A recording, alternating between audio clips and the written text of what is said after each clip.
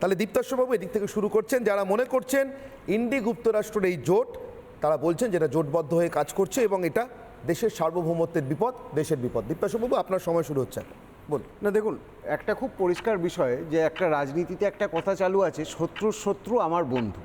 ঠিক একইভাবে একটা প্রশ্ন এটাও উঠে আসে, আমার শত্রুর বন্ধু কি কখনো আমার বন্ধু হতে পারে? আজকে জর্জ সোরস তিনি এমন একটি ব্যক্তি, তিনি বলছেন ভারতবর্ষের জাতীয়তাবাদে তিনি বিপদ দেখছেন এবং তার জন্য তিনি $1 বিলিয়ন বিনিয়োগ করছেন সেই জাতীয়তাবাদকে যাতে বিনষ্ট করা যায়। অর্থাৎ তিনি ভারত ঐক্যবদ্ধ এবং এক ভারতবর্ষের বিপক্ষে এবং সেই আইডিয়াটা তিনি পছন্দ করছেন না এবং সেটা ভাঙতে চাইছেন। এবার এটা ভাঙতে চাওয়া হচ্ছে কিভাবে? জর্জ সোরস এই $1 বিলিয়ন, সেই ডলারটা কারা পাচ্ছে? সেই ডলারটা পাচ্ছে তিস্তা শীতলাবাদ বা মেধা পাটকারের মতো তথাকথিত সমাজসেবীরা। সেই টাকা পাচ্ছে এফডিএল এপি নামক তথাকথিত সংগঠন, যার কো প্রেসিডেন্ট সোনিয়া গান্ধী, যে এফডিএল এপির সঙ্গে আবার ইলান ওমরদের ঘনিষ্ঠ যোগাযোগ।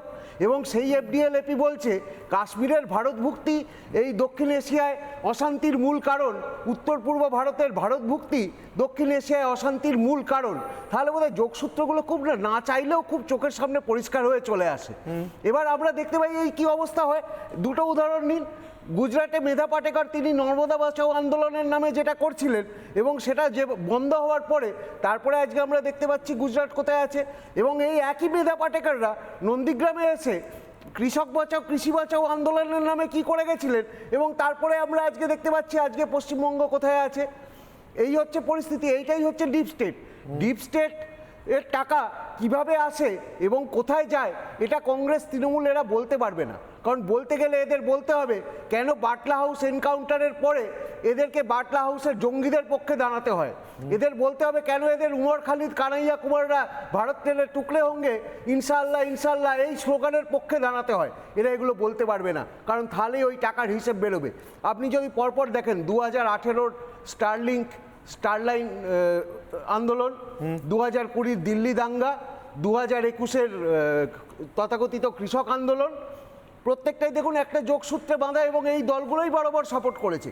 এবং তাতে দেখা যাচ্ছে প্রত্যেকটা ক্ষেত্রেই ভারতবর্ষের স্বার্থহানি হচ্ছে, কিন্তু বিদেশি শক্তি তাদের স্বার্থ পুষ্ট হচ্ছে। মনে করুন 2021 করোনার সময় কিভাবে কোভিড ভ্যাকসিন নিয়ে অপপ্রচার চালানো হয়েছিল, কিভাবে ফাইজার তথা অন্য যে সমস্ত ভ্যাকসিন সেগুলো ভারতবর্ষে বেচার জন্য আমেরিকান ফার্মা লবি চাপ দিয়েছিল। রাজীব গান্ধী ফাউন্ডেশনে কেন ওপেন সোসাইটি তারা এত টাকা বিনিয়োগ করে, কেন সোনিয়া গান্ধী এবং রাহুল গান্ধী গিয়ে চাইনিজ কমিউনিস্ট পার্টির সঙ্গে কি চুক্তি করে আসেন 2012 সালে, যে চুক্তি আজও গোপন। এই কথাগুলোর উত্তর কিন্তু আমরা পেলাম না। এর উত্তর পেতে গেলে আমাদের কংগ্রেসের হিস্ট্রির দিকে দেখতে হবে। এবার এক সময় ছিল এখানে কংগ্রেস, তারাই একমাত্র ডিপ স্টেটের প্রতিনিধি। আজকে কংগ্রেস ক্ষইতে ক্ষইতে প্রায় শেষের পথে। সেই জন্য এখন কিছু আঞ্চলিক দোসর জুটেছে ডিপ স্টেটের, যেমন পশ্চিমবাংলায় তৃণমূল, তামিলনাড়ুতে ডিএমকে, উত্তরপ্রদেশে সমাজবাদী পার্টি। এবার একটা এখানে মজার জিনিস দেখুন, ডিপ স্টেটের ভারতবর্ষের রাজনীতিতে যোগাযোগের অভিযোগটা কিন্তু প্রথম বিজেপি করছে না। প্রথম অভিযোগটা এসেছিল 2011 সালে সিপিএমের পক্ষ থেকে। এবং আজকে যদি আমরা ঘুরে তাকাই সেই সময় নন্দীগ্রাম আন্দোলন, সিঙ্গুর আন্দোলন এবং সেখানে বিভিন্ন এনজিওর স্বতঃস্ফূর্ত যোগদান, কোট আনকোট স্বতঃস্ফূর্ত যোগদান, তাহলে কিন্তু আমরা বোধহয় বুঝতে পারি যে কিভাবে কি হয়েছিল এবং হয়তো এক্ষেত্রে সিপিএম খানিক ঠিক ছিল। নমস্কার, দেখছেন রিপাবলিক বাংলা। শুভ সন্ধ্যা, আপনাদের সঙ্গে আমি অনির্বাণ। আর আজকের কথা হোকের বিষয় যুক্তরাষ্ট্র এবং ইন্ডি জোট, রাজনৈতিক আকাঙ্ক্ষা না দেশের বিপদ, ভারতের সার্বভৌমত্বের বিপদ। মার্কিন যুক্তরাষ্ট্র এমন একটি রাষ্ট্র যাকে চোখে দেখা যায় না, কোনো নিয়মকানুনের তোয়াক্কা না করে, যা কালে কালে দেশে দেশে বারবার কাজ করে এসছে এবং সে কাজগুলো কোনোটাই যে দেশে তারা কাজ করতে গেছে বিনা আহ্বানে, অবশ্যই গুপ্ত কাজ, ফলে কেউ ডেকে নিয়ে যায়নি, নিজের ইন্টারেস্টে নিজের স্বার্থে গেছে এবং সেই দেশের ক্ষতি বই ভালো হয়নি আজ পর্যন্ত। সম্প্রতি অত্যন্ত গুরুতর অভিযোগ ওঠে এই দেশের শাসক দল বিজেপির পক্ষ থেকে এবং তাও সংসদে দাঁড়িয়ে, যে মার্কিন যুক্তরাষ্ট্র ভারতে ভীষণভাবে সক্রিয় এবং তা ভারতকে ভাঙার চেষ্টা করছে। ভারতের বিভিন্ন রাজনৈতিক দলের মদত নিচ্ছে, তাদেরকে মদত দিচ্ছে এবং তার মাধ্যমে ভারতে অস্থিরতা তৈরির চেষ্টা করছে। একেবারে শাসক দলের পক্ষ থেকে আসা এই অভিযোগ সরাসরি ডিপ স্টেটের নাম না করলেও রাজ্যসভার পদাধিকার বলে চেয়ারম্যান, দেশের উপরাষ্ট্রপতি জগদীপ ধনখড়, তিনিও প্রায় একইভাবে বলেছেন এবং সেটাও তার ওই সরকারি চেয়ার থেকে। স্বভাবত এই বিতর্ক এখন ভয়ঙ্করভাবে গোটা দেশকে তাড়া করছে। সত্যিই কি যুক্তরাষ্ট্র ভারতে, মার্কিন যুক্তরাষ্ট্র ভারতে ভীষণভাবে অ্যাক্টিভ, সক্রিয়, এবং তারা ইন্ডিজোটের সঙ্গে রয়েছে যেমনটা বলছে দেশের সরকারি দল? এটা কি তাদের রাজনৈতিক আকাঙ্ক্ষা, না সত্যি সত্যি বিজেপি যেমনটা আশঙ্কা করছে দেশের জন্য, দেশের সার্বভৌমত্বের জন্য বিপদ হয়ে দাঁড়াতে পারে এই জোট, যা রাজনৈতিকগতভাবে হয়তো সামনে দেখা যাচ্ছে না কিন্তু আছে, ভীষণভাবে আছে। আজকে আমার সঙ্গে এই দুপক্ষে বলবার জন্যই বক্তারা রয়েছে। আমি তাদের সঙ্গে আপনাদের এক এক করে পরিচয় করে দিই।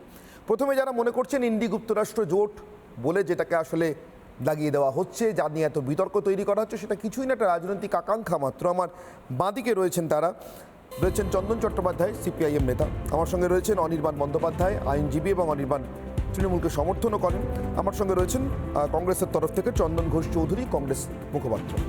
আমার ঠিক ডান দিকে রয়েছেন তারা যারা মনে করছেন সরকারি ভাষ্য অনুযায়ী, বিজেপির রাজনৈতিক ভাষ্য অনুযায়ী বা তাদের সরকারি অভিযোগ অনুযায়ী, সবাই সরাসরি বিজেপি না হলেও অন্তত এটা মনে করছেন যে এই অভিযোগটা ঠিক, যেটা দেশের সার্বভৌমত্বের বিপদ, দেশের বিপদ। আমার সঙ্গে রয়েছেন দীপ্তাশ্ব যশ, বিজেপি মুখপাত্র।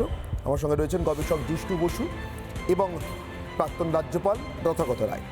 আমি প্রথম যারা মনে করছেন এটাকে রাজনৈতিক আকাঙ্ক্ষা এবং অহেতুক এটাকে দাগিয়ে দেওয়া হচ্ছে, এর মধ্যে দেশের বিপদ আসলে কিছু নেই, তাদের দিক থেকে একজনকে ডাকবো। আমি শুরু করব অনির্বাণ বন্দ্যোপাধ্যায়, আপনাকে দিয়ে। আইনজীবী অনির্বাণ বন্দ্যোপাধ্যায়, আপনাকে অনুরোধ করব যুক্তরাষ্ট্র এবং ইন্ডি জোট রাজনৈতিক আকাঙ্ক্ষা পক্ষে বলবার জন্য, বিপদ নয়। প্রথমেই বলি 1964 সালে ওয়াইজ অ্যান্ড রস নামক লেখকদ্বয় তারা সিআইএ নিয়ে একটি বই লেখেন এবং তার মাধ্যমে এই ডিপ স্টেট এই টার্মটি কিন্তু ক্রমশ জনপ্রিয় হতে থাকে। এবং সেই সিআইএ সংক্রান্ত বই, আমি জানি না এখানে কেউ পড়েছেন কিনা, আমি সামান্যই পড়েছি, তাতেও কিন্তু মূলত আমেরিকার ভেতরে সিআইএকে দিয়ে যে কাজকর্ম, গুপ্ত রাষ্ট্রের কথা যেটা বলছিলেন, সেই গুপ্ত কাজকর্মের কথা, কিভাবে আমেরিকান মানুষজনের প্রত্যক্ষ নজর এড়িয়ে, তাদেরকে না জানিয়ে একটি ডেমোক্রেটিক্যাল ইলেক্টেড গভর্নমেন্ট লুকিয়ে কিছু কাজ করছে তাদের নিজস্ব কায়েমি স্বার্থ পালন করার জন্য, সেটা নিয়েই মূলত বইটি ছিল।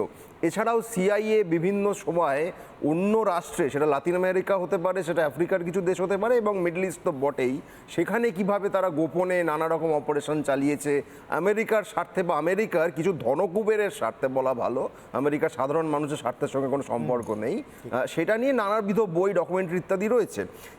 এবং ইন্টারেস্টিং হচ্ছে ডোনাল্ড ট্রাম্প এই বছরের জুলাই মাসে তিনি ইলেকশন ক্যাম্পেনের সময় একটা কথা বলেছিলেন যে আইদার আমরা, অর্থাৎ ইউনাইটেড স্টেটস ডিপ স্টেটকে ধ্বংস করব, আর না হলে এই ডিপ স্টেট ইউনাইটেড স্টেটসকে ধ্বংস করে দেবে। অর্থাৎ তিনি বলতে চাইছিলেন যে আমেরিকার মধ্যে এরকম একটি নেটওয়ার্ক রয়েছে, একটি কার্টেল রয়েছে, যেটাকে আপনারা ডিপ স্টেট বলছেন, যেটা আমেরিকার সাধারণ মানুষের স্বার্থের পরিপন্থী হয়ে কাজ করছে। অর্থাৎ যখনই ডিপ স্টেটের প্রসঙ্গ উঠেছে, অনেক বছর ধরে, অনেক দশক ধরে উঠে এসছে, তখন কিন্তু সেটা একটি রাষ্ট্রের বা একটি দেশের আভ্যন্তরীণ যে রাজনৈতিক দড়ি টানাটানি, সেইটা নিয়েই মূলত সীমাবদ্ধ থেকেছে।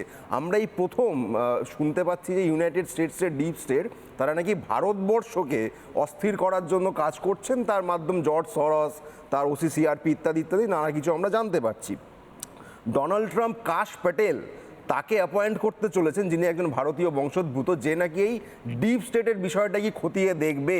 এই কাশ প্যাটেল একসময় নরেন্দ্র মোদীর অত্যন্ত প্রশংসা করতেন, বিভিন্ন সময় এখনও করে থাকেন বলে আমরা জানি। অর্থাৎ তিনি নরেন্দ্র মোদীর একজন সমালোচক নন, একজন প্রশংসক।